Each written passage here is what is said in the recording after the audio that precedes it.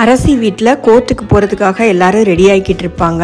3 அண்ணன்களும் அரசியை விழுந்து விழுந்து கவனிச்சுப்பாங்க. செந்தில் அரசிக்கு முட்டை தோசை போட்டு கொடுப்பாரு. 3 பேரும் அரசிக்கிட்ட சினிமாவுக்கு போகலாமா, ஹோட்டலுக்கு போகலாமா, அன்னைக்கு மாதிரி 4 பேரும் ஈவினிங் வந்துட்டு நம்ம சினிமாவுக்கு போகலாம், உனக்கு எந்த படம் பிடிக்கும்னு சொல்லு அப்படின்னு சொல்லிட்டு கேட்பாங்க. அரசி எதுவுமே வேண்டான்னு சொல்லிடுவாங்க. கோர்ட்டுக்கு போயிட்டு எந்த டயத்தில் திரும்பி வரும்னு தெரியாது, அதனால இன்னொரு நாள் போகலாம் அப்படின்னு சொல்லுவாங்க. 3 அண்ணன்களும் நீ பயப்படாம இரு, உனக்கு எதுனா உடனே கால் பண்ணு, நாங்கள் ஓடி வந்துடுவோம் அப்படின்னு சொல்லுவாங்க. அரசி நான் தைரியமாக தான் இருக்கேன் அப்படின்னு சொல்லுவாங்க. ராஜி, மீனா, மயில் 3 பேருமே அரசிக்கிட்ட ரொம்ப ஆறுதலாக பேசுவாங்க. தைரியமாக தான் இருக்கிறியா அப்படின்னு கேட்பாங்க. அரசி ரொம்பவே தைரியமாக இருக்கேன், அப்பா வர்றாங்கல்ல, எனக்கு எந்த பயமும் இல்லைன்னு சொல்லிடுவாங்க. குமார் வீட்டில் கோர்ட்டுக்கு போகணுன்னு சொல்லிட்டு ரொம்ப பயந்துக்கிட்டு இருப்பாங்க. குமாரோட அம்மா மாறி கோயிலுக்கு போயிட்டு வந்து விபூதியெல்லாம் வச்சு விடுவாங்க. ரொம்ப அழுது வருத்தப்படுவாங்க.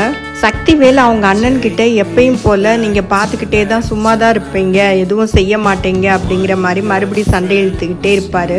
எல்லாரும் கிளம்பினதும் மாறி அவங்க மாமியார்கிட்ட சொல்லி அழுவாங்க. ஒத்த பையன் வச்சுருக்கேன், இப்படி இன்னும் ஜெயிலுக்கு போயிட்டா நான் என்ன தான் செய்வேன், ரொம்ப கஷ்டமாக இருக்குன்னு சொல்லிட்டு ரொம்ப வருத்தப்பட்டு அழுவாங்க. அந்த கேஸை வாபஸ் வாங்கினா மட்டும்தான் இவன் ஜெயிலுக்கு போகிறதுலேருந்து தப்பிக்கலான்னு அவங்களா சொல்லி அழுதுகிட்டு இருப்பாங்க. இதை அவங்க மாமியார் கேட்டுக்கிட்டு இருப்பாங்க. அதனால பாண்டியனை தனியாக பார்த்து அவங்க மாமியார் போய் ரிக்வெஸ்ட் பண்ணுவாங்க.